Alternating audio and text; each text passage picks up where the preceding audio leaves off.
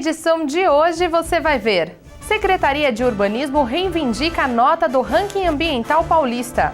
SAI produz diariamente 63 milhões de litros de água tratada. Em 3 dias, 60 carretéis de linhas com cerol são recolhidos. Isso e muito mais você assiste agora no Indaiá Notícias. Ontem à tarde, um menor de 17 anos foi esfaqueado em uma residência na rua Humaitá. Segundo agentes que atenderam a ocorrência, o autor da agressão seria o pai do menor. Os dois estariam embriagados e, depois de uma discussão, o pai pegou uma faca e desferiu contra o rapaz, que teve ferimentos nas mãos. Ele passou por atendimento no AOC e está bem. Já Flávio Rodrigues da Silva, o pai, foi preso por tentativa de homicídio. A Secretaria de Urbanismo e Meio Ambiente entrou com um recurso para aumentar a nota do Ranking Ambiental Paulista 2014. O Ranking Ambiental Paulista é feito a partir do programa Município Verde Azul, que foi lançado em 2007 pelo governo do estado de São Paulo. O objetivo desse programa é estimular as prefeituras a implementarem e desenvolverem uma agenda ambiental estratégica, que é composta de várias ações ambientais ao longo do ano. O ranking ambiental, na verdade, existe uma série de regras e leis que direcionam o município ambientalmente. Então, os municípios que estão mais próximos na execução dessas leis, na aplicação dessas normas e leis, eles são melhores ranqueados.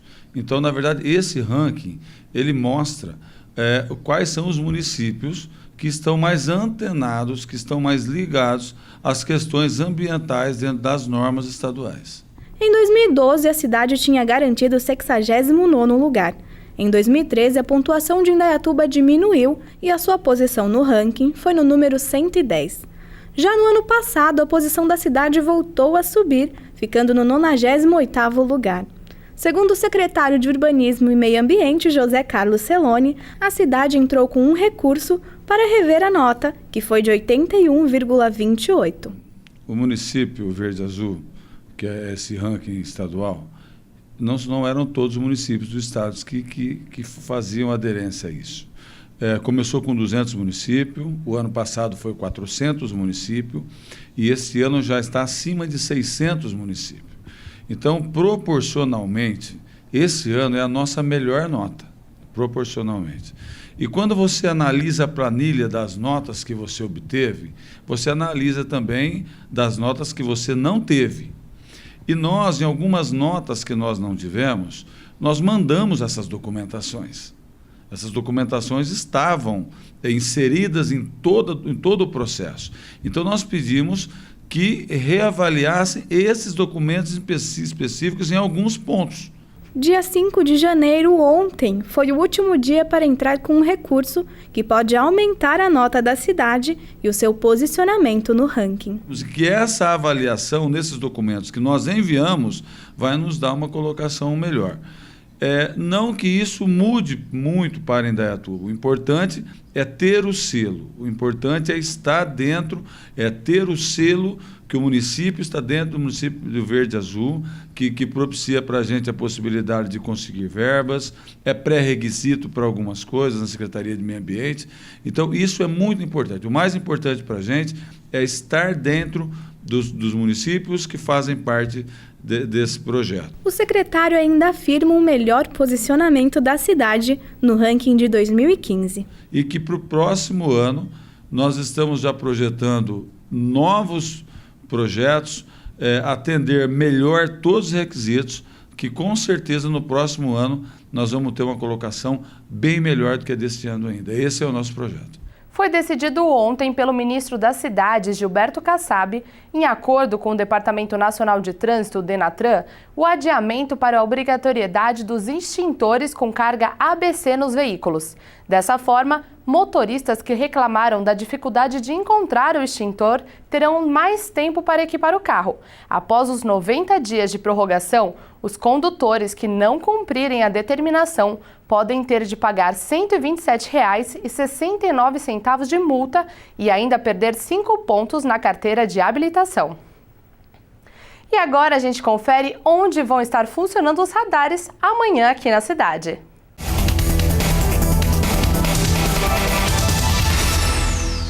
Nessa quarta-feira, os radares estarão na Avenida Engenheiro Fábio Roberto Barnabé, próximo ao Jardim Esplanada, e na Avenida Presidente Vargas, no cruzamento com a Rua Duília Zope Garcia. O horário de operação é das 6h30 da manhã às 11 horas. Já das 11h30 da manhã às 3h30 da tarde, a fiscalização acontece na Avenida Engenheiro Fábio Roberto Barnabé, no cruzamento com a Rua Cristiano Steffen, e na Avenida Presidente Vargas, próximo ao restaurante Caipirão. E no final do dia, das 4 da tarde às 8 da noite, os radares estarão na Avenida Engenheiro Fábio Roberto Barnabé, próximo ao Colégio Montreal, e na Avenida Visconde de Indaiatuba, próximo ao Ginásio Municipal de Esportes. E é sempre bom lembrar de não ultrapassar os limites de velocidade nesses e em outros lugares da cidade, colaborando assim com a segurança no trânsito. E no próximo bloco, mais um convidado vem dividir o estúdio aqui comigo. O assunto da vez será o cenário hídrico da nossa cidade. Então, fique por aí. O intervalo é rapidinho.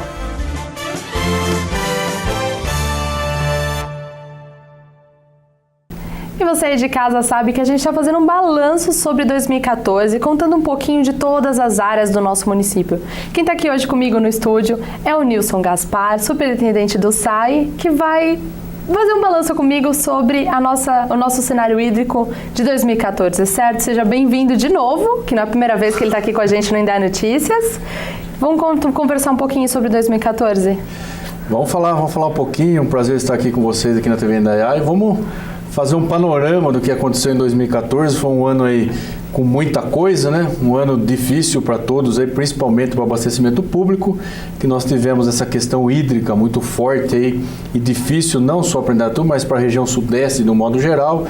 Nosso estado de São Paulo e uma boa parte do estado de Minas Gerais também sofreu bastante com essa estiagem, e foi um ano aí que, na verdade, teve as partes difíceis, mas também tiveram aí as partes boas aí, porque a estiagem serviu para a gente avançar mais ainda nas ações de saneamento que nós temos no nosso município. Então nós aproveitamos e adiantamos muitas obras que nós tínhamos intenção de começar nesse ano de 2015, nós já adiantamos aqui no ano de 2014. Então vamos falar sobre coisas boas então, sobre essas obras que colaboram com a nossa cidade. Primeiro semestre. Nós estamos, uma das obras mais importantes que nós temos hoje, acho que a maior obra de saneamento hoje, a maior obra do município, bem dizer, é a barragem do Rio Capivari-Mirim, que já está em estágio avançado. Indaiatuba é a única cidade no estado de São Paulo que está fazendo uma obra, uma barragem para abastecimento e para reservação de água. E essa obra já está bem adiantada. Com a estiagem que aconteceu em 2014, nós pudemos avançar com a obra.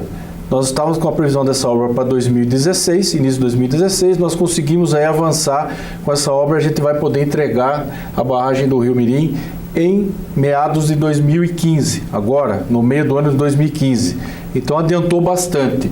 A falta de chuva foi bom de um lado e ruim do outro. Foi bom porque deu para começar as obras e ruim porque teve esse probleminha aí que nós passamos nesses dias aí no mês de outubro e novembro, que foi os meses mais críticos do ano de 2014.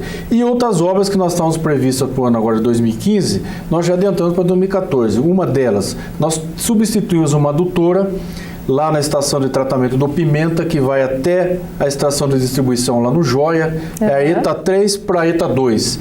E nós concluímos ela, a primeira fase, e só a simples troca dessa adutora, uma adutora que abastece toda a zona sul da cidade, aumentou o rendimento da distribuição de água em 30%. Então nós ganhamos mais velocidade na distribuição de água. Começamos também a adutora do Ribeirão Piraí, que é hoje um ribeirão que abastece também toda a Zona Sul. Quando eu falo Zona Sul, Bruna, vamos colocar assim, Ponto Azul, vindo para a Morada do Sol. E Zona Norte daqui para... Zona Norte do Ponto Azul, vindo aqui para Vila Havaí, para essa região alta da cidade. Às vezes as pessoas se confundem. Às vezes sabem o bairro que eu moro, mas, poxa, é Zona Sul, Zona Norte, fica nessa confusão só mesmo. Fica naquela... Principalmente na época do rodízio de abastecimento. Fala, moxa, mas é só na Zona Norte? Qual é a parte da Zona Norte? Quem está afetado, né, nesse rodízio? Então a gente tem essa divisão. Zona Sul do Ponto Azul indo para a Morada do Sol, Zona Norte do Ponto Azul vindo aqui para os altos da Vila Havaí. Então nós começamos essa adutora já do Piraí, já está bem adiantada e eu acredito que agora até o primeiro semestre de 2015 ela vai estar pronta e já vai ter mais uma linha de adução de água para tratamento. Outra coisa importante que só ia acontecer em 2025, eu acredito que foi a mais importante de todas, o Rio Jundiaí. O Rio Jundiaí, não tem como falar do Rio Jundiaí. Não tem como falar do Rio Jundiaí. O Rio Jundiaí, pelo plano de bacias, ele seria reenquadrado em 2025. E nós, há uns 4 anos, nós estamos fazendo todos os estudos, através do SAI e junto com a CETESB, da melhora da qualidade do Rio Jundiaí. E o rio nasceu de novo. O rio voltou à vida, o rio voltou a ter peixe, o rio voltou a ser frequentado pelas pessoas. Um rio que já foi parte integrante de Indaiatuba no passado, que estava poluído e demorou 30 anos para esse rio ser despoluído. E nós conseguimos agora, através dos estudos e análises técnicas, tanto do SAI quanto da CETESB, nós conseguimos o reenquadramento desse rio. Então ele era classe 4, que é classe 1, 2, 3 e 4, ele era a pior classe, era uma classe que a água podia ser usada para fins paisagísticos e turísticos, e hoje ele é classe 3, ele foi reenquadrado oficialmente como classe 3.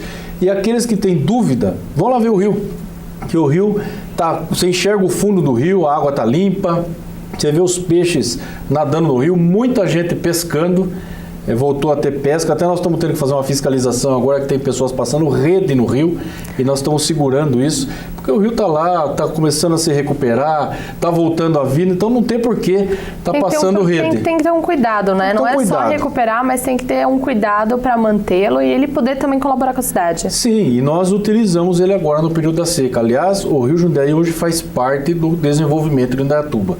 Nós já estamos lá terminando já uma elevatória de água oficial, já preparada para atender a demanda da cidade. Acredito que mais 2 a 3 meses nós vamos estar com essa elevatória pronta e nós vamos já bombear oficialmente a água do Rio Jundiaí através dessa nova elevatória. Por enquanto nós temos uma captação provisória, mas aí sim que ficar pronta nós já vamos estar fazendo também essa captação e vamos já estar fazendo oficialmente e além disso, duplicando a estação de tratamento de água lá no Pimentaíta 3, nós vamos aumentar ela em 50% da sua capacidade, que é justamente para atender toda a zona norte, toda a zona sul do nosso município. Quanto vai ser a capacidade total da cidade depois de todos esses Hoje nós planos? Captamos 720 litros por segundo para atender a demanda da cidade.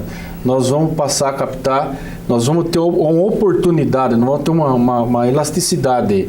Nós temos mais 300 litros por segundo que nós conseguimos a outorga agora do Rio Jundiaí, então nós vamos poder chegar até 1.020 litros por segundo para atender toda a demanda do crescimento em Indaiatuba. Então isso já é oficial, isso já está em funcionamento e já estão conseguindo atender a cidade. Tem uma regra, né? O quanto o município precisa ter de reserva e a gente está superando essa reserva? É até bom você perguntar, é tanta coisa, porque nós temos os reservatórios. Como é que era antes no SAI? Cada empreendimento imobiliário se construía um reservatório. Então, construía um reservatório de 100, 150, de 200, até menos. E aí passava a responsabilidade da operação e manutenção para o SAI. Então, o que aconteceu? Quando eu assumi o SAI, que o prefeito me colocou no SAI, nós mudamos toda a metodologia de distribuição e armazenamento de água. Nós optamos por fazer reservatórios regionais. Então, o que acontece? Os empreendedores hoje, eles depositam o dinheiro, eles não constroem mais o reservatório, eles depositam o dinheiro nos cofres do SAI e o SAI constrói reservatórios regionais que vão atender uma região muito maior. Então, ou seja, eles ficam padronizados, então. Padronizou e você aumentou a oferta de demanda, a oferta de água para todos, porque nós tínhamos uma demanda e nós aumentamos essa oferta de água. Então hoje, se nós estivéssemos seguindo no ritmo que nós estávamos, de cada empreendimento um reservatório, nós estaríamos com quase 100. E hoje, com mais 9 reservatórios, a gente consegue atender toda a cidade. Nós já construímos 5 e já entramos com 2 agora. Estamos no 6º e no 7º. Então já está bem perto de cumprir a meta que nós tínhamos estipulado para esse ano de 2015. E com isso nós vamos ter um volume de reservação de 154%. O que a regra e a norma diz? Que toda a cidade tem que ter até 33% de reservação. Nós aqui em Indaiatuba vamos ter 154% de reservação. Nós vamos aumentar de 46 milhões para 76 milhões de reservação de água. E hoje o nosso consumo é 63 milhões de litros por dia. Então nós vamos ter uma folga. Isso é importante aonde? Quando qualquer problema que dá no sistema, você não perde a sua capacidade de distribuição e de abastecimento. Quando você tem pouca água armazenada, vamos dizer que estoura uma adutora. É muito mais rápido para a população ficar sem água. Com uma reservação muito maior, como nós vamos deixar, qualquer problema que der na adutora, e já deu problema agora nesse final de ano, não afeta o abastecimento, a população nem percebe o que está acontecendo e a gente consegue arrumar e já restabelecer toda a distribuição. Porque já tem água suficiente para continuar mantendo enquanto faz aquela manutenção daquela Na verdade, nós vamos ter água para abastecer em Indaiatuba por um dia, caso aconteça o pior. Vamos pensar no pior. Se parar tudo, nós temos água armazenada para atendimento de um dia, 24 horas. Sem problema nenhum na cidade. Sem problema nenhum na cidade. Bom, como não tem como não falar sobre realmente essa crise que aconteceu em 2014, e uma das coisas que a gente viu muito foi que projetos que têm envolvido com o SAI, com a educação, como a Educaágua, colaboraram muito para as crianças levarem isso para casa e reduzirem o consumo. Isso aí foi muito importante. Você vê, no começo de 2014, Bruno, nós tivemos já um anúncio da estiagem. Em fevereiro de 2014, houve uma queda no nível dos rios e represas muito forte. E as temperaturas chegaram a índices aí que a gente nunca tinha visto. Isso no começo de 2014. Sim. E a região inteira acabou sofrendo. Nós tivemos uns 2 dias ou 3 de dificuldade. Como nós temos represas e reservatórios nas áreas públicas e particulares, nós já acionamos no começo de 2014, coisa que nunca aconteceu na história do SAI. Sempre essas represas são utilizadas no período da seca. Nós utilizamos as represas de 2014 na época das águas, então foi uma coisa assim inédita para nós. Sim. Então o que aconteceu? Nós vimos que tinha que se fazer alguma coisa, porque a estiagem ia ser muito rigorosa no ano de 2014. E aí nós conseguimos um recurso através do governo do estado e nós montamos lá o programa Educaágua, junto com a Secretaria da Educação. Por que sempre a educação? Não se avança se não investir em educação. A educação é a base de tudo. Se nós tivéssemos uma educação como as nossas crianças estão tendo hoje lá no passado, com certeza nós teríamos outros hábitos hoje, a nossa cultura seria muito melhor, seria uma cultura diferente do que a cultura que nós estamos passando para eles agora. Então eles estão percebendo que a água é um bem finito, é um bem que é escasso e é um bem que tem que ser tratado com carinho e com responsabilidade. Com certeza. E nós tivemos o exemplo nesse ano de 2014. E esse programa envolveu todas as escolas da rede pública municipal, foram trocadas torneiras, foram feitas palestras para os professores, foram feitas ações dentro da escola, que as crianças trabalharam em sala de aula, e tudo isso eles levaram para casa.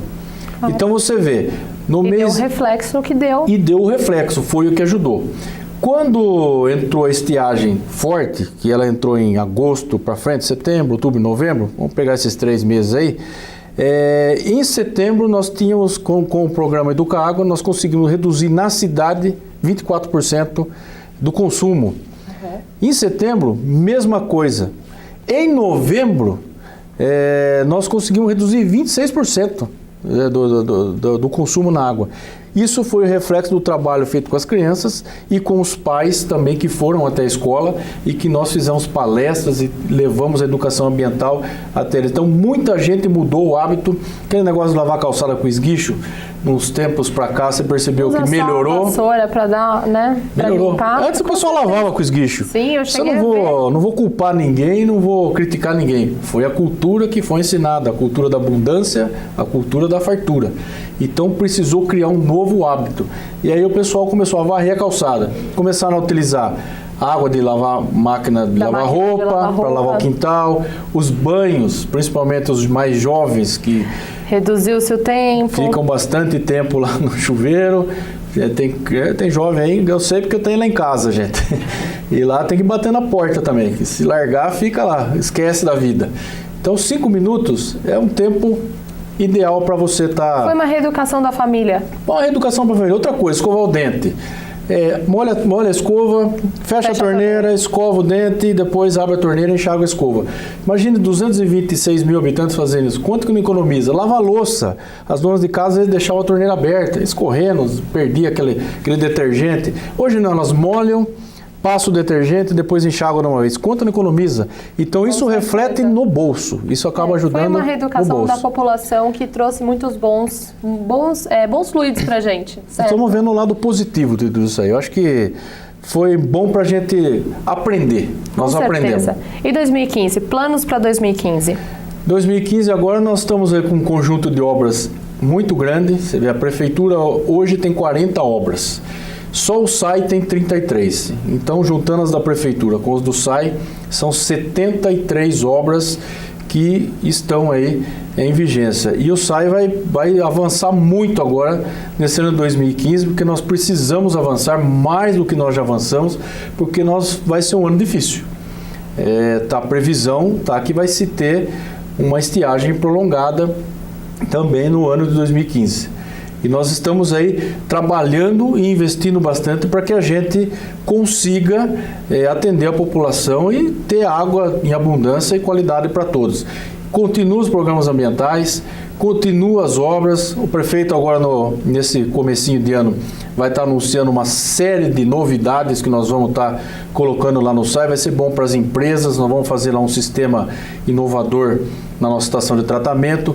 Começa a obra da duplicação da estação de tratamento de esgoto, a ETE Marará do Candelo, que nós vamos já projetar ela para 2025, para tratar 100% do esgoto e ter uma folga de mais uns 30%, 40% de crescimento da nossa cidade. E obras importantes, como a construção da ETA 6, hoje nós temos 5 estações, nós vamos construir a ETA 6, já estamos mais uma estação, para atender a região de Itaici. O Vale do Sol, que já vamos estar colocando água também no Vale do Sol, já deu adesão lá do PCM. O projeto de esgoto do Vale do Sol também já está... É muita coisa. Já está avançado, então tem muita coisa para acontecer. Então tá certo. Muito obrigado por você ter vindo aqui de novo no estúdio do Indaiá Notícias para compartilhar um pouquinho de como foi 2014 e como será maravilhoso 2015.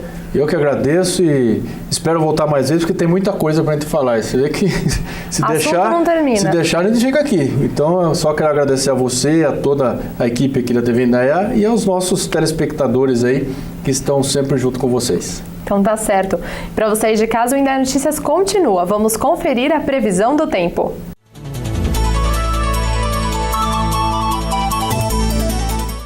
Nessa quarta-feira, o dia amanhece nublado e há possibilidade de chuva no período da tarde. E faz calor. A máxima pode chegar a 33 graus e a mínima deve ser de 20. Na quinta-feira, o céu continua nublado, mas não chove. A temperatura deve variar entre máxima de 33 graus e mínima de 22. E na sexta-feira, o clima continua estável, com sol entre poucas nuvens. A temperatura deve ficar entre máxima de 32 graus e mínima de 22. Todo mundo sabe que depois do Indaiá Notícias é hora de esporte na telinha. Conta um pouquinho do que vai ter hoje, Giovana. Daqui a pouquinho você vai ver os detalhes do jogo dessa tarde entre Primavera e ABC de Natal pela Copa São Paulo de Futebol Júnior. O Planeta Esporte começa logo depois do Indaiá Notícias. Até já! E no próximo bloco você confere. Em 3 dias, 60 carretéis de linhas com cerol são recolhidos. Mais detalhes daqui a pouquinho. Fique por aí!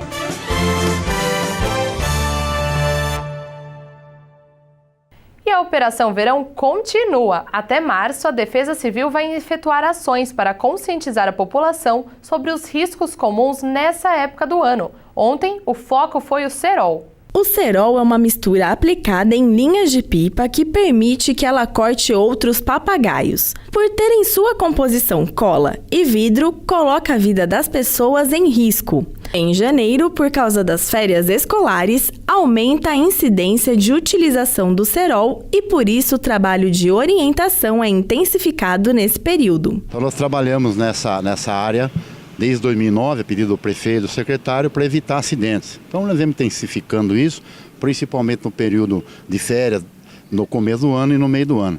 Ontem, a equipe da Defesa Civil, o Departamento de Taxas e Posturas e Fiscalização, com o apoio da Guarda Civil, deram continuidade à Operação Cerol é Crime, que começou no sábado e terminou na segunda-feira. O foco foram as crianças, que receberam folhetos e orientações sobre os locais adequados para a brincadeira. Exatamente. Tanto é que a gente distribui os panfletos na hora da abordagem, que está determinada a lei, e os acidentes, tem algumas fotos de acidente que mostram o risco do cerol. Então a gente pede para os pais evitar que solte. Não é proibido soltar pipa, ela é proibido soltar com cortante. E a pipa deve ser soltada conforme a lei, no local adequado, que é parcológico, local que não tenha fiação, né, que não ofereça risco para brincadeira. 60 rolos de linhas com cerol e pipas foram apreendidos e serão descartados de maneira adequada. Utilizar esse material é crime segundo a Lei Estadual 12.192 e a Lei Municipal de 28 de outubro de 2009. Quem for pego é autuado e pode ser detido. Sim, se for maior de idade ou menor de idade soltando pipa, vai para a delegacia. Se for menor é um BOTC, né? Que é um termo circunstanciado. Se for maior, vai abrir um BO que vai responder por perquitação de vida, que pode dar aí de 6 meses a 1 ano de detenção. Durante a operação, estabelecimentos denunciados foram averiguados, mas nenhum foi autuado. A multa para quem vende cerol é de R$ 1.062 e o comércio tem o seu alvará cassado. A preocupação maior é pegar quem está fabricando e vendendo, né? Então a gente tem pego alguns lugares aí, algumas lojas, vamos verificar, porque é crime e mata mesmo. Eu costumo dizer, o cerol, quando ele não mata, ele deixa sequelas.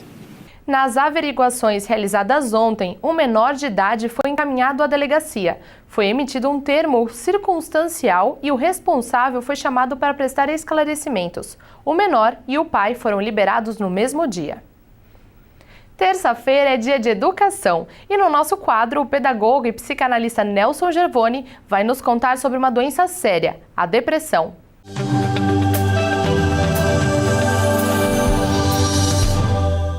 Olá, sou o professor Nelson Gervoni, pedagogo e psicanalista e tratamos aqui de educação e relacionamentos na escola e na família. Vamos falar hoje sobre a depressão. Chamada por muitos de o mal do século e que, infelizmente, tem afetado famílias na nossa sociedade. O termo depressão pode significar um sintoma que faz parte de inúmeros distúrbios emocionais sem ser exclusivo de nenhum deles. Vamos explicar melhor isso. Por exemplo, a depressão pode causar irritação ou a insônia, por exemplo, né? Mas não significa que toda pessoa que esteja irritada ou que não consegue dormir esteja depressiva. A depressão tem um conjunto de sintomas variados e muito diferentes entre as pessoas, né? Conforme a pessoa, o sintoma específico. Por isso, muitos estudiosos consideram a existência de apenas 3 sintomas depressivos básicos, mas que dão origem a uma infinidade de manifestações que alteram profundamente as emoções da pessoa. Os 3 sintomas depressivos básicos são inibição psíquica, estreitamento do campo vivencial e sofrimento moral. Nos próximos programas, vamos tratar de uma forma mais ampla e, ao mesmo tempo, simplificada, destes 3 sintomas.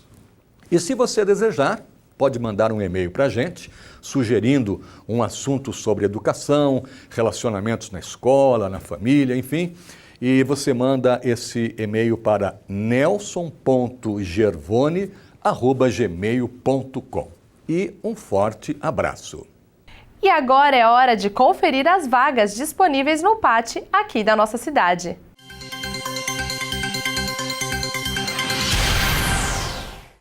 O posto de atendimento ao trabalhador de Indaiatuba tem vagas disponíveis para ajudante de cargas, ajudante de obras, armador de ferro, atendente de balcão, auxiliar de cozinha, auxiliar de limpeza, carpinteiro, encanador, jardineiro, mensageiro, motorista, nutricionista, oficial de serviços gerais, operador de caixa, pizzaiolo, recepcionista e vendedor. Os interessados devem levar RG, CPF, PIS e carteira de trabalho original ao PAT de Indaiatuba, que fica na Rua Jacob Lira, número 344, no Parque das Nações. Mais informações pelos telefones 3894-3363 ou 3894-3369.